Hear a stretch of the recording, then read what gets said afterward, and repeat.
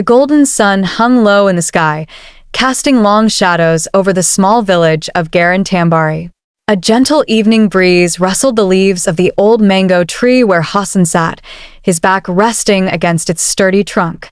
The sweet scent of ripening mangoes mixed with the distant aroma of cooking fires drifting from the scattered huts. Children's laughter echoed in the distance as they played barefoot on the dusty path, their giggles momentarily breaking the heavy silence that surrounded him. Hassan let out a long, weary sigh, staring blankly at the reddish earth beneath him. His fingers idly traced patterns in the dust, his mind burdened with thoughts he couldn't escape. Life had not been kind to his family.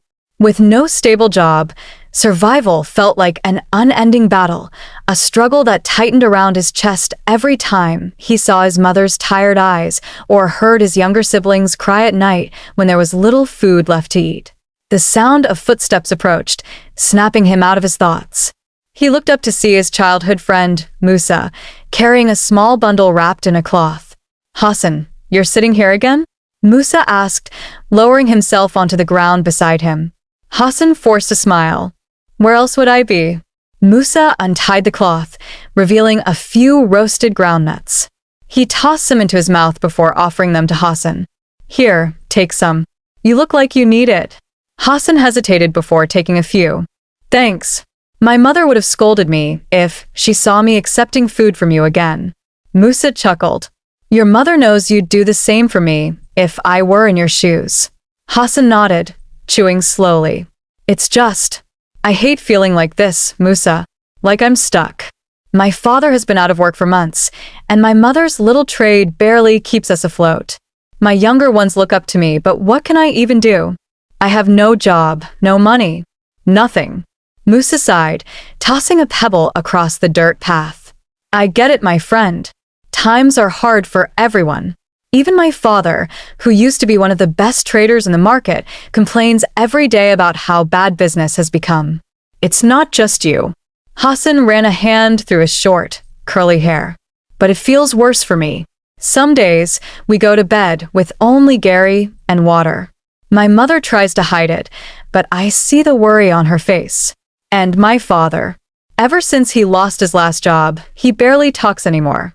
He just sits in front of the house, staring at nothing." Musa sighed, stretching his legs. "Maybe you should try the city, Hassan. I heard there's work in Kano.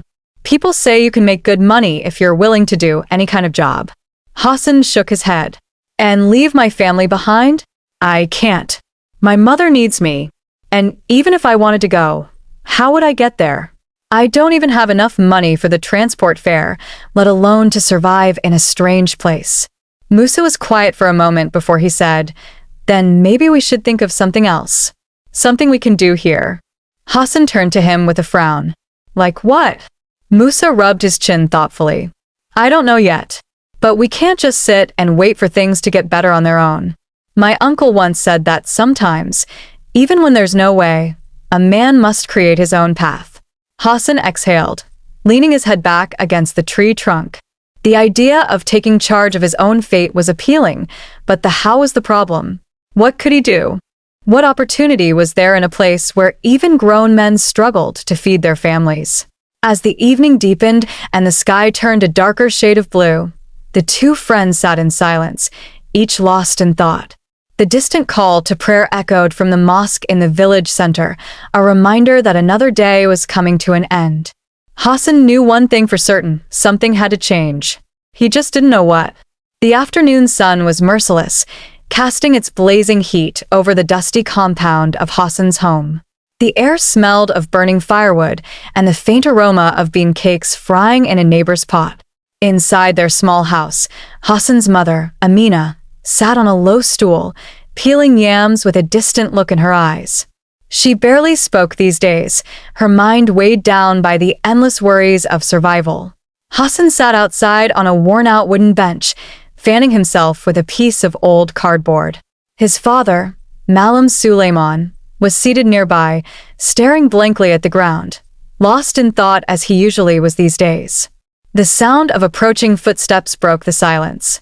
A tall, bearded man wearing a flowing babriga stepped into the compound. "Suleiman, the man called out with a wide smile. Hassan's father looked up, squinting. Then, as recognition dawned, he stood up suddenly, his face lighting up for the first time in months. Ah! Alade Bello, Malam Suleiman exclaimed, walking up to the man and embracing him. Hassan watched curiously. He had heard of Alade Bello before, one of his father's old friends from their days as traders. But it had been a long time since he last visited. My friend, it's been too long, Alade Bello said, wiping his forehead. I was passing through the village and decided to check on you. Malam Suleiman gestured for him to sit. It is good to see you, my brother. You are welcome. Amina, upon hearing the visitor, quickly set aside her yams and rushed inside to prepare something for him. As they settled, Alade Bello looked around and frowned. Suleiman, what happened? The last time I saw you, you were doing well in business. Malam Suleiman sighed heavily. My brother, things changed. I lost everything. The market is not what it used to be. I have no stable income and my family. We are barely surviving. Alade Bello shook his head. This is not good. And what about your son? He turned his gaze to Hassan, who straightened his posture. He is here, Malam Suleiman said. A strong young man, but there is nothing for him to do. Hassan felt a pang of shame as he looked at his hands, empty of work, empty of purpose. Alade Bello studied him for a moment, then nodded to himself. Hassan, do you want to work? Hassan sat up. Yes, sir. I do. Alade Bello smiled. Good. Then pack your things. You will come with me to the city. A gasp escaped Amina, who had just returned with a tray of water and a small plate of groundnuts. The city? She echoed, eyes wide. Malam Suleiman looked uncertain. Bello, are you sure about this? Yes, Alade Bello said. I know a wealthy family in the city, the Alade. They need a responsible young man to work for them as a driver. Hassan looks strong and smart. I believe he can do the job. Hassan's heart pounded in his chest. A real job? In the city? He had dreamed of an opportunity, but he never imagined it would come so suddenly. Amina placed a hand on Hassan's shoulder. But he has never been to the city. How will he manage? Alade Bello smiled reassuringly. I will help him settle in. It is better than staying here with no future. Malam Suleiman looked at his son. Hassan, what do you think? Hassan swallowed hard, then nodded. I will go. Amina's eyes filled with unshed tears. She turned away, hiding her emotions, while Malam Suleiman patted Hassan's back. This is your chance, my son. Make us proud. That evening, Hassan packed his few belongings into a small bag. As he lay in his bed, staring at the thatched ceiling, a mix of excitement and fear swirled inside him. Tomorrow his life would change. The journey to the city was long and dusty. The further they went, the more the scenery changed. Mud huts gave way to concrete houses, dusty roads transformed into paved streets, and the air carried the scent of fuel and fried food rather than firewood. Hassan stared out of the window in awe. So, this is the city, he murmured. Alade Bello chuckled. Yes.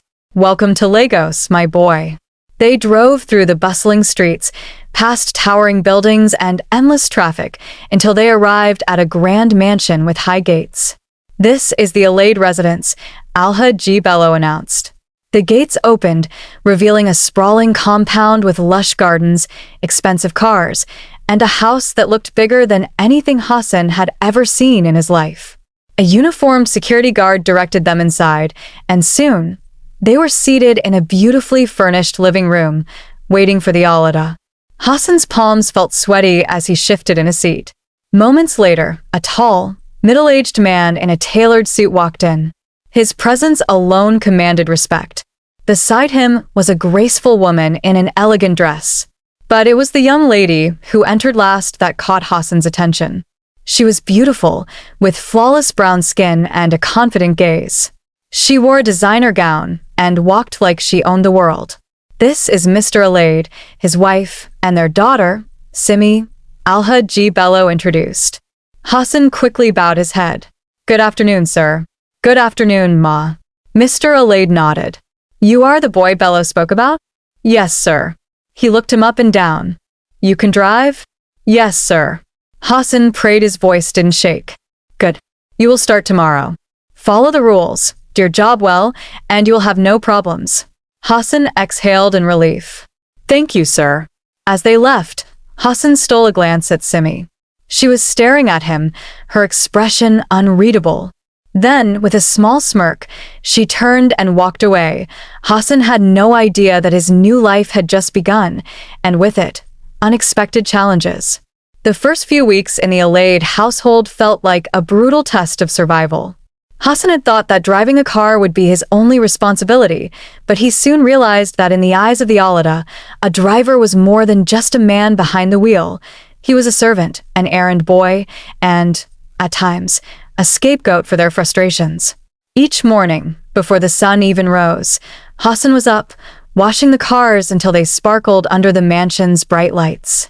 By the time the household stirred awake, he had already run to the market twice, picked up dry cleaning, and waited outside the mansion in his stiff uniform, ready for orders.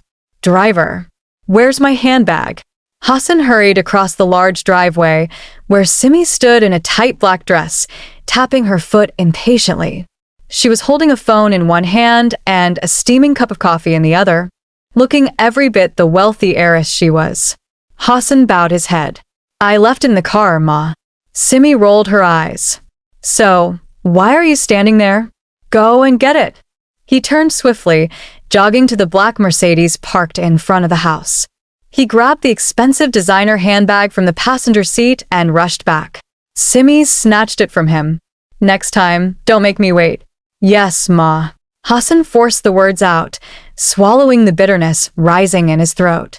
Just as he was about to leave, Mr. Alade's voice rang out from the main entrance. Hassan, are you deaf? Hassan turned sharply, hurrying toward the stern-looking man in a gray suit. Sir? Mr. Alade glanced at his gold watch. I told you to fuel the Lexus yesterday. Why is the tank still half empty? Hassan hesitated. Sir, Shut up. Mr. Alade snapped. If you cannot do a simple job, then what use are you? Do I look like someone who should be asking his driver whether there is fuel in his car? Hassan kept his head low. I will do it now, sir. Do it immediately and be back in 10 minutes. And after that, take my wife to her meeting. Don't waste my time. Yes, sir. As Hassan hurried away, Simi smirked and sipped her coffee. Poor thing, she muttered, just loud enough for him to hear. That night, Hassan lay on his small mattress in the tiny driver's quarters at the back of the mansion, staring at the ceiling. His hands ached, his legs burned, and his pride felt trampled beneath expensive Italian shoes. Why am I here? He whispered to himself. The thought of quitting had crossed his mind countless times. But each time, he saw his mother's tired face and remembered the hunger in his siblings' eyes. He had come here to make a way for them. If he left, what would happen to them? A knock on the door interrupted his thoughts. Hassan? It was Akin, one of the house stewards. Hassan sat up. Come in. Akin, a slim man in his late 30s, walked in, carrying 2 plates of food, one for himself and one for Hassan. You haven't eaten since morning, Akin said, handing him the plate of rice and stew. Eat. Hassan sighed. Thank you. They ate in silence for a while before Akin spoke. I see the way they treat you. Hassan scoffed. They treat all of us the same. Akin shook his head. No, you have it worse because you're new. They want to break you. Hassan frowned. Why? Because they can, Akin said simply. In this house, if you show weakness, they will walk all over you. The longer you stay, the more you learn how to survive. Hassan swallowed hard. Sometimes, I just want to leave. Akin chuckled. And go where? Back to the village? Hassan remained silent. Akin leaned forward. Listen, this job is not forever. Save your money, endure the insults, and when the time comes, you walk away with something in your pocket. But if you run now, you'll leave with nothing. Hassan sighed deeply. The thought of saving up and leaving on his own terms gave him a bit of comfort. Akin patted his shoulder. For now, eat your food and sleep. Tomorrow is another day of endless orders. Hassan nodded slowly. Thank you, Akin. As he lay down again, he realized something. No matter how hard it got, he would endure. Because one day he would be free. Hassan was wiping down the windshield of the black Mercedes when he heard the soft voice call him. Hassan. He turned and saw Simi standing at the balcony of the mansion, dressed in a silky, white nightgown that barely reached her knees. The golden glow of the wall lamps reflected off her flawless skin. Yes, Ma? Hassan answered respectfully, lowering his eyes. She leaned against the railing, a small smirk playing on her lips. Come to my room. I need you to do something for me. Hassan hesitated. Something in her tone made him uneasy. What do you need, Ma? Are you questioning me now? She asked, raising an eyebrow. Hassan quickly wiped his hands on his trousers. No, Ma. Then come. She turned and walked inside, leaving him with no choice but to follow. Inside her room, the air smelled of expensive perfume. The large king-sized bed had silk sheets, and the chandelier overhead cast a soft glow. Hassan had never entered this part of the house before. He felt like an intruder. Simi closed the door behind him with a soft click. You called me, Ma, Hassan said, standing awkwardly near the door. Simi walked toward him, her fingers tracing the lace of her gown. Why do you always call me Ma? Am I that old? Hassan cleared his throat. You are my boss daughter. I should show respect. She chuckled. Respect. Or fear. I don't fear you, Ma. She stepped closer, looking up at him through long lashes. Good, she whispered, because I don't want you to. Hassan felt his heartbeat quicken. What do you need me to do, Ma? Simi placed a delicate hand on his chest. You're not stupid, Hassan. You know exactly what I want. His body tensed. Ma, please. She trailed her fingers down his arm. Do you know how many men wish they were in your position right now? She murmured. Do you know how lucky you are that I want you? Hassan took a step back. I'm just a driver, Ma. She laughed softly. And? This is wrong. Simi's eyes darkened. Are you rejecting me? I'm saying. I can't. Her expression turned cold. So, you're one of those good boys? Hassan swallowed. Ma, please open the door. Simi narrowed her eyes, but after a long pause, she moved to the door and unlocked it. Before she opened it, she turned back to him with a chilling smile. You will regret this, Hassan. He met her gaze. Good night, Ma. Then he walked out. 2 weeks later, the afternoon was quiet, with only the chirping of birds in the garden and the occasional honking of cars from the street. Hassan was in the garage, cleaning the tires of Mr. Alade Lexus, when he heard a loud, piercing scream from the house. Thief! He turned sharply. It was Simi's voice. Somebody help me. My dollars. They're gone. Hassan's heart pounded. He wiped his hands and rushed out, only to see Simi standing in the middle of the compound, barefoot, her hair wild. Her mother and father came running out. The house staff gathered. What happened? Mr. Alade demanded. My money. My $5,000. I kept it in my handbag this morning, and now it's gone. Mrs. Alade gasped. Are you sure? Yes. And I know who took it. All eyes turned to Simi. She lifted her trembling hand and pointed straight at Hassan. Him. A thick silence fell over the compound. Hassan felt his stomach drop. What? He breathed. Simi's eyes were wild with anger. I saw him near my room this morning. He must have taken it while I was in the bathroom. Check his room. Mr. Alade's face twisted with fury. Hassan, is this true? Hassan stepped forward. Sir, I swear on my life, I did not take anything. Simi scoffed. Oh, please. I don't even know why we're asking him. He's a driver from a poor background. Of course he stole it.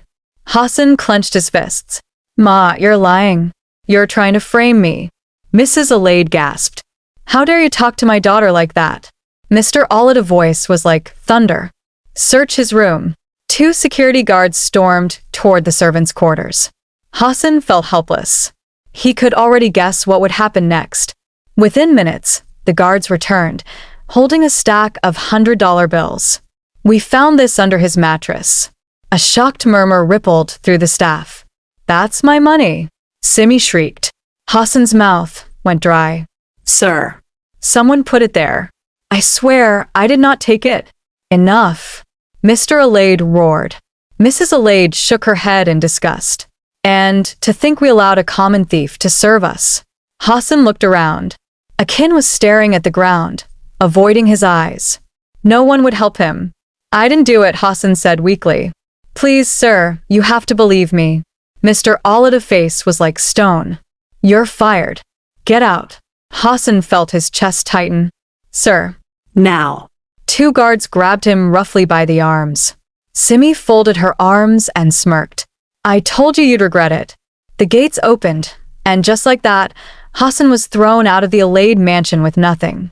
As the gates slammed shut behind him, he stood on the roadside, the world spinning around him. He had nothing. No job. No money. No place to stay. The city, once full of hope, now felt like a vast and empty prison. The nights were the worst. The city was alive with flashing lights and the distant sounds of honking cars, but under the bridge where Hassan slept, there was only darkness and the occasional shuffle of other homeless people. He lay on a flattened carton, his only shield from the cold pavement, staring at the underside of the bridge as hunger gnawed at his stomach. It had been weeks since he lost his job at the Alade mansion. Since then, he had managed to survive by doing odd jobs, carrying loads at the market, washing cars for a few naira, and even sweeping the floors of roadside restaurants in exchange for leftover food. Each day blurred into the next, but one thing never changed: the humiliation. Hey, boy. Sweep properly. Don't touch my car with your dirty hands. This is all you're worth. He endured it all, reminding himself that life could change at any moment. He just needed to hold on. One afternoon, while searching for scraps to sell, Hassan noticed something near a pile of discarded wood under the bridge, a medium-sized black bag, slightly dusty, as if it had been there for a while. Curious, he picked it up and unzipped it. Inside, his breath caught. Stacks of money, wrapped in rubber bands. More than he had ever seen in his life. His fingers trembled as he touched the crisp bills. He didn't know the exact amount, but it was a lot. Beneath the money, there were some papers, business documents, official-looking files, and a small leather wallet. Inside the wallet, he found an identification card. Name: Mr. Obama Ikena. CEO: Obama Holdings Ltd. Hassan's mind raced. Who was this man? How had his bag ended up here? For the first time in weeks, he had something valuable in his hands. He could take the money and change his life instantly. Buy food. Find a place to sleep. Maybe even leave the city. But something inside him held him back. His mother's voice echoed in his head. No matter how hard life gets, never take what is not yours. Hassan sighed deeply. He had been mistreated, cheated, and thrown out like trash, yet he couldn't bring himself to steal. He had to return the bag. He took the ID card and walked to a nearby public phone booth, using the little money he had left to make the call. The phone rang twice before a deep, cautious voice answered. Yes, who is this? Hassan took a breath. Good afternoon, sir. My name is Hassan. I found a black bag under the bridge, and your ID was inside it. There was a pause. Then, the man's voice became sharp. My bag? Where did you find it? Under the bridge near mile 12, Hassan said honestly. I haven't touched anything except to check for identification. Another silence. Then a relieved exhale. Young man, do you know how much trouble I've been in because of that bag? I can imagine, sir, Hassan said politely. I can bring it to you. The man's voice softened. Thank you. Thank you very much. Where can we meet? Hassan thought for a moment. He didn't want to sound desperate, but he also couldn't afford to go far. I can meet you at the bus stop near the bridge. It'll be there in 30 minutes, the man said quickly. Please don't go anywhere. I want, sir. As the call ended, Hassan held the bag tightly. For the first time in a long while, he had a feeling that this moment would change everything. Hassan sat on a concrete bench at the bus stop near the bridge, the black bag resting beside him. His heart pounded with nervous anticipation. Would the man really show up? Would he believe that Hassan hadn't stolen anything? The minutes crawled by. The sun hung low in the sky, casting golden rays over the busy road. Yellow buses screeched to stops. Passengers shoved their way in and out, and hawkers moved swiftly between cars, selling snacks and drinks. Then, a sleek black SUV pulled up near the bus stop.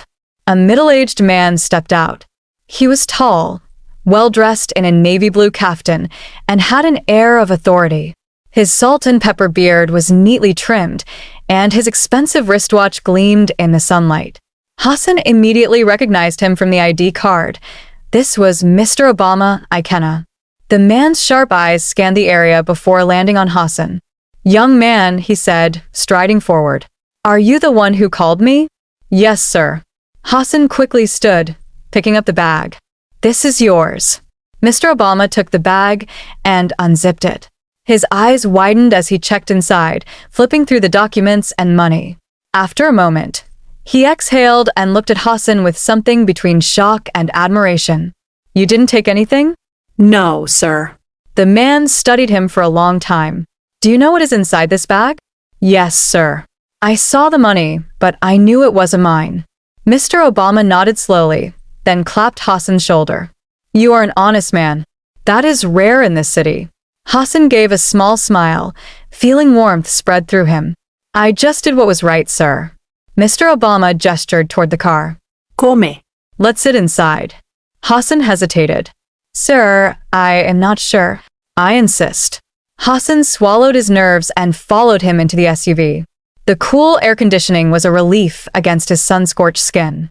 As they drove away from the bus stop, Mr. Obama glanced at Hassan. "Tell me about yourself." Hassan shifted in his seat. "There's not much to tell, sir." "I doubt that," the man said. "A young man who sleeps under a bridge yet refuses to steal?" "There's a story there." Hassan sighed and told him everything: his family struggles, how his father's friend had brought him to the city, his job with the Alade, and how he had been falsely accused and thrown out. Mr. Obama listened without interrupting, his face unreadable. When Hassan finished, there was a long silence. Then the man chuckled. "So you refuse the advances of a rich man's daughter? That takes courage." Hassan smiled slightly, but said nothing. Mr. Obama sighed. "Life is unfair, boy. But it has a way of rewarding those who do the right thing." He turned to Hassan. "You need a fresh start. Come work for me." Hassan's eyes widened. "Sir?" "You heard me," Mr. Obama said. "I run a company. I need people I can trust. You may not have experience, but you have integrity, and that is something money cannot buy." Hassan's throat tightened. He had gone from sleeping on the streets to being offered a job in the span of an hour. I don't know what to say, sir." "Say yes," Mr. Obama said with a smile. Hassan nodded quickly. "Yes, sir. Yes." Mr. Obama laughed and patted his shoulder. "Good. "You'll start as my personal assistant. He'll take care of your accommodation and make sure you never have to sleep under a bridge again." Tears stung Hassan's eyes, but he blinked them away. "Thank you, sir. I won't disappoint you." "I know you won't," Mr. Obama said. As the car drove toward a new beginning, Hassan looked out the window, feeling something he hadn't felt in a long time: hope. Hassan's first days under Mr. Obama's guidance were overwhelming. He moved into a small apartment, had proper meals every day, and started working at the company. At first, he was just running errands, carrying files, making coffee, and scheduling meetings. But he was eager to learn. He watched, listened, and asked questions. Mr. Obama noticed his determination. "You remind me of myself when I was younger," he told Hassan one evening. "Hard work and patience will take you far." Months turned into years, and Hassan climbed the ranks. He learned about business, investments, and leadership.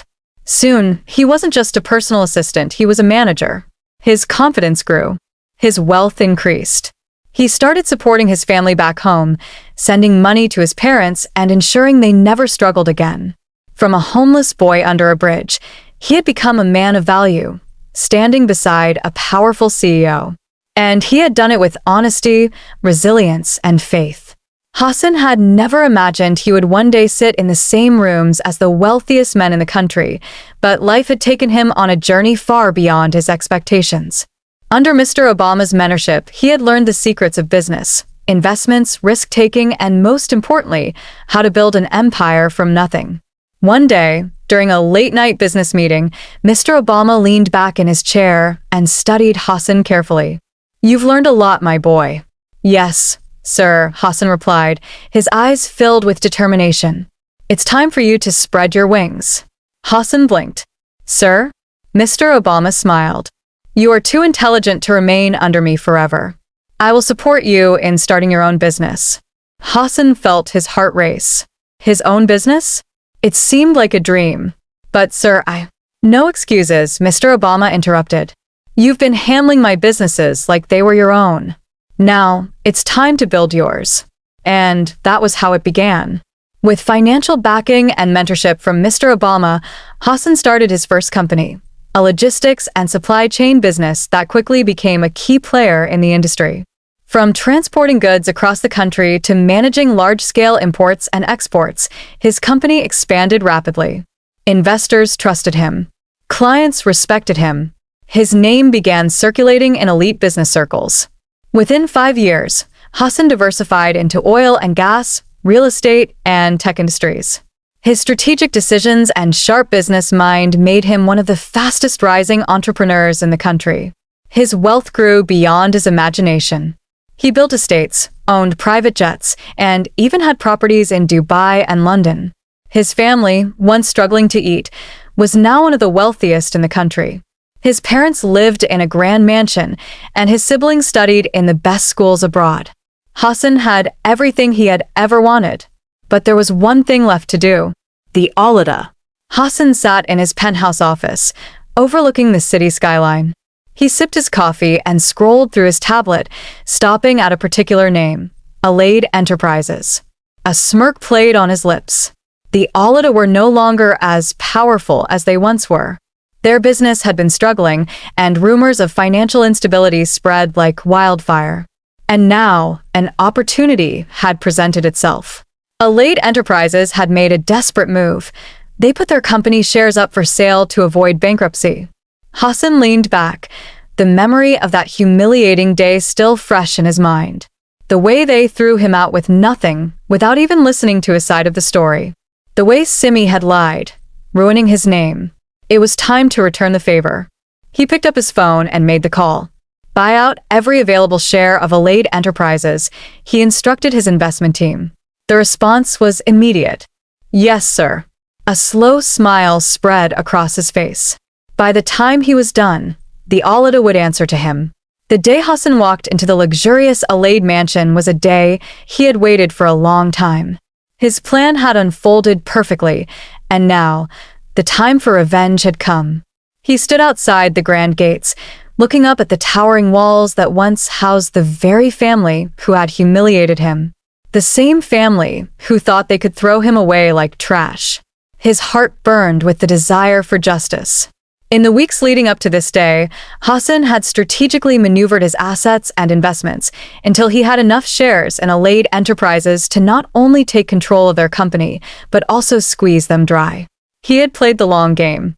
The mansion, which once shone with wealth and prosperity, now appeared faded, its exterior crumbling slightly from neglect. Hassan smirked. The signs of a falling empire were everywhere. He entered the building with the same confidence that had carried him through every boardroom and business meeting. His footsteps echoed through the empty halls, a sharp contrast to the grandeur that used to surround the Alade. Simi appeared first. She walked into the living room, her expression one of surprise, quickly replaced by irritation when she saw Hassan standing there, dressed in a sharp black suit. "What are you doing here?" she demanded, her tone sharp. Her arrogance was still intact, but Hassan could see the cracks in her demeanor. She no longer wore the air of a wealthy, untouchable woman. "I've come to finish what was started." Hassan's voice was calm, but the words held a weight that made her pause. "You have no right." "Actually, I do," Hassan interrupted, his eyes cold. "I own most of your company's shares now. It's mine. And so is everything else. Your wealth, your status, it's all slipping through your fingers." Simi's eyes widened in shock. You can't do this." "My father will." Her words trailed off as the door to the study opened, and her father, Mr. Alade, walked in, looking haggard. His once impeccable suit hung loosely on his frame, his face showing the signs of a man worn down by years of financial strain. "What is going on here?" he asked, his voice weary, but still holding some authority. Hassan didn't waste time with pleasantries.